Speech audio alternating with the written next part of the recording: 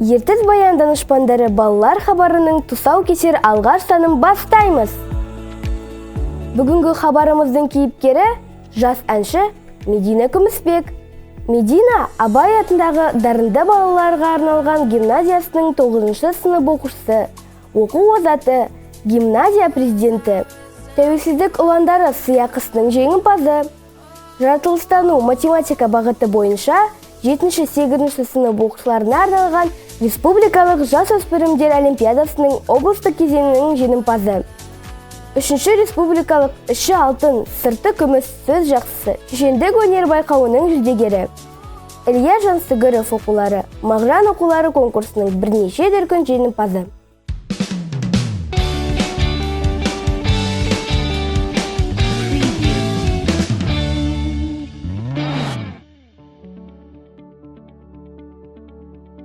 Негізі барлық пәндерді мен бірдей ұнатамын, дегенмен ең ерекше пән ретінде география және физика пәндері маған ұнайды.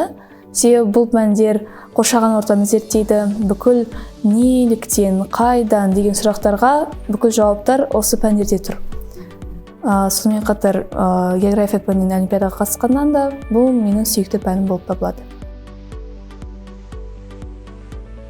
Биыл 3-ші республикалық іші алтын, сырты күміс, сөз жақсысы, шешендік өнер сайысы өтті. Сол байқауда мен жүлделі 3-ші орын алдым. Сонымен қатар география пәнінен жаратылыстану математикалық пән бағыттарындағы облыстық олимпиадаға қатыстым. Бұл 2023 жылы өткен, яғни юниор олимпиадасы 7 мен 8 сыныптар арасында. Екеуінде 3-ші орын алдым. Сонымен қатар оқуларға да қатыстым. Соның ішіне Мағжан оқулары 2021 жылы өткен. Ол жерде жас ақын номинациясында 2-ші орын алған болатын. Негізі олимпиадада қарастырылады 2 бөлім. Бұл теория және практика. Теорияда, яғни бұл фактылар, сұрақтар, оның бүкілі кітаптың ішінде. Сонымен қатар кейбір кезде интернетте, яғни ғаламторда көбінесе мен өз көңілімді тесттерге бөлем. Яғни 2021 жылдары оған дейін өткен олимпиадалардың сұрақтарын аламда, сол тапсырмаларды көбінесе орындаймын. Себебі көбірек қаншарек жұмыс істесең, сондай нәтиже болады. Оны жан-жақтан зерттеу. Мысалға, география болса, оның ішінде физика да бар, биология да бар, көлі бар. Дегенмен олимпиаданың пайдасы мен үшін бұл өзімнің портфолиома үлкен жетістіктер. Сонымен қатар республикалық және халықаралық олимпиадалардан жеңіс алу, оған қатысу ертең сенің болашағына үлкен үлес қосады. Негізі мектеп президенті ретінде біз үлкен жұмыстар жасаймыз. Бізде негізі 6 департамент бар.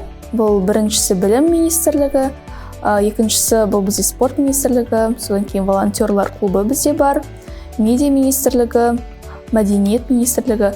Яғни бұл салалар бойынша әртүрлі іс-шаралар өткізіледі. Және бұл жиналыстарда басшылармен бірге сөйлесіп, ақылдасып, біз айға, яғни 90-ға жоспар құрамыз. Сол жоспар бойынша ары қарай жүріп отырамыз. Көбінесе кейбір кезде біз мектептер арасында да әртүрлі іс-шаралар өткіземіз.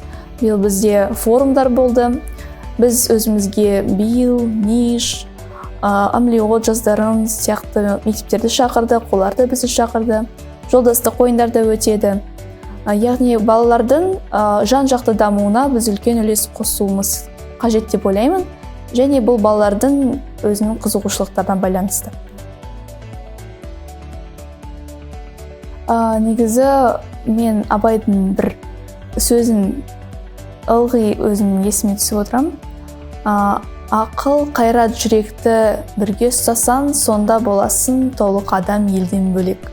Яғни бұл 3 жақ нәрсені бірге ұстағанда сен басқалардан өзгеше, адамгершілігін мол адам болып қаласың. Медина алғаш рет сахнаға ән айтуға оқушылар сарайы Свет звезды үлгілі ән театрына 6 жасында келген.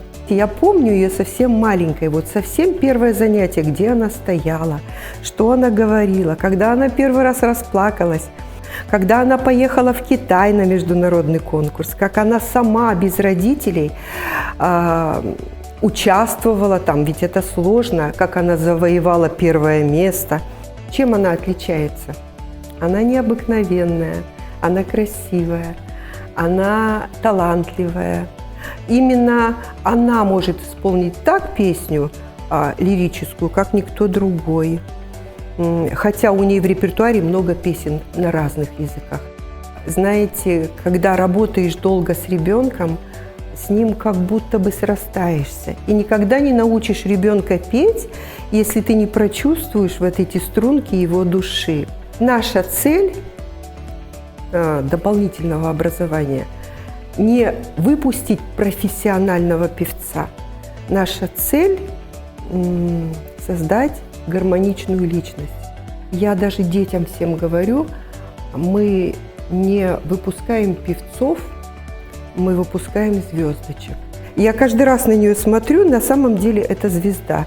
Знаете, когда сидишь в зале и смотришь, как она поет на сцене, и гордость овладевает.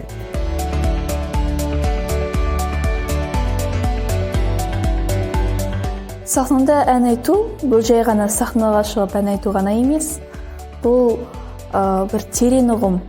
Себебі сахнаға шығу үшін біз өте көп дайындаламыз, еңбектенеміз. Сахнаға шығу үшін қорықпау керек. Себебі егер қорықсаң, қобалжысаң, онда сенің даусың да дірілдеп кетеді. Мен өзімді сахнада өзімнің екінші үйімде ретінде сезінемін. Себебі сахнада қобалжымаймын. Әрине қобалжулар болады конкурстардың алдында. Бірақ сахна мен үшін қалай түсіндірсем екен, бір үлкен алаң. Бұл алаңда мен өз өнерімді көрсете аламын, өзімнің бүкіл қасиеттерімді, бүкіл жақсы қасиеттерімді бұл сахнада көрсете аламын. Ән айтқан кезде шабытты әртүрлі жерден аламын. Бірақ көбінесе өзім мұғалімнен аламын. Себебі ұстазым маған, біз ұстазым екеуміз жай ғана дайындалмаймыз, ән айтпаймыз, сонымен қатар психологиялық әңгімелер жүргіземіз, сөйлесеміз көбірек. Көбінесе шабытты мен ұстазым береді, және видеоларды көремін, басқа концерттерде жұлдыздар беретін. Сол жерде олардың дауыстарын тыңдай отырып, жаңа өлеңді тыңдай отырып, үлкен шабыттым оянады. Ән көңілдің нажары демекші, әннен үлкен бір ләззат аламын. Себебі әнде әртүрлі әдемі мелизмалар болады, әннің өзінің бір гармониясы болады, сонымен қатар сөздеріне байланысты әннің өзінің мағынасы болады. Бұл әнді тыңдай отырып, өзімді басқа бір әлемде ретінде сезінемін. Сондықтан мен үшін ән тыңдау бұл күнделікті іс. Әрқашанда далада жүргенде, машинада отырсам да бүкіл жерде ән тыңдаймын. Ән маған бір тыныштық береді, рахат береді. Мен әртүрлі жанрдағы әндерді айтамын. Себебі бір жаңа тәсілді көргім келеді. Дегенмен көбінесе лирикалық әндерді тыңдағанды жақсы көремін. Өзімде лирикалық әнге баурап алғанмын. Яғни менің жүрегім сол лирикалық әндерге көбінесе жақын.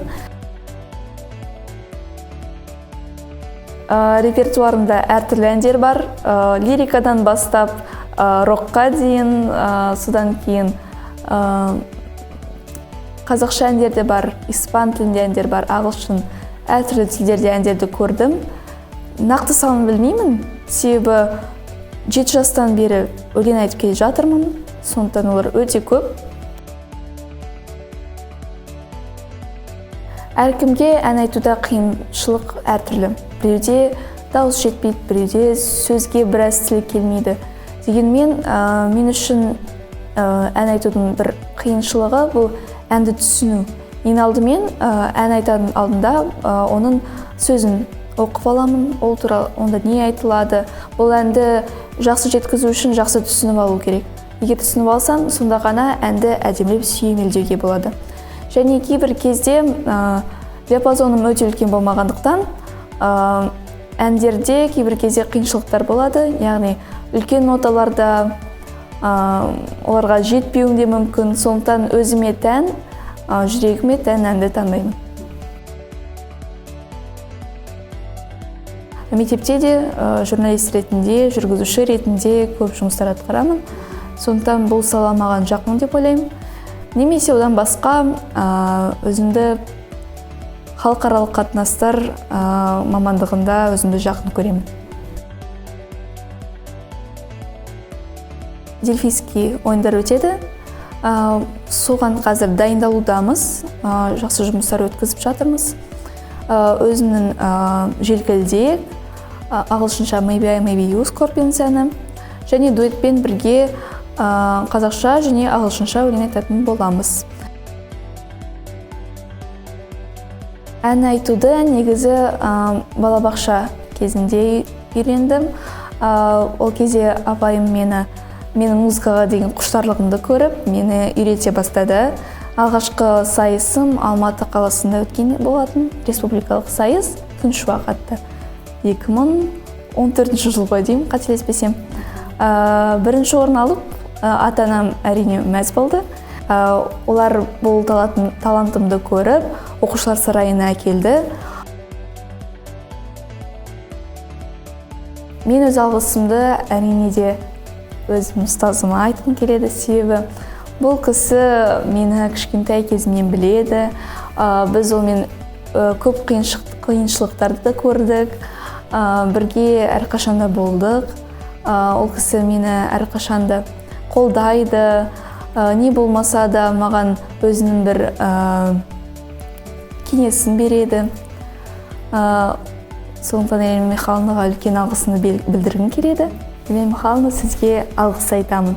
Және де әрине де өз ата-анама алғысымды білдіргенге. Мен ата-анам маған әрқашанда қолда көрсетеді. Не болмасын, ән айтсам, би билесем де, сурет салсам, президент болсам да, маған әрқашанда қолда көрсетеді. Жақсы тұстарын, жаман тұстарын да көрсетеді, түсіндіреді. Сондықтан мен ол кісілерді өте жақсы көремін. Ата-анама үлкен алғысымды білдіргім келеді. Және мектептегі ұстаздарыма, мені қолдайтын ұстаздарыма, достарыма алғыс білдіргім келеді. Сіздерге көп рахмет.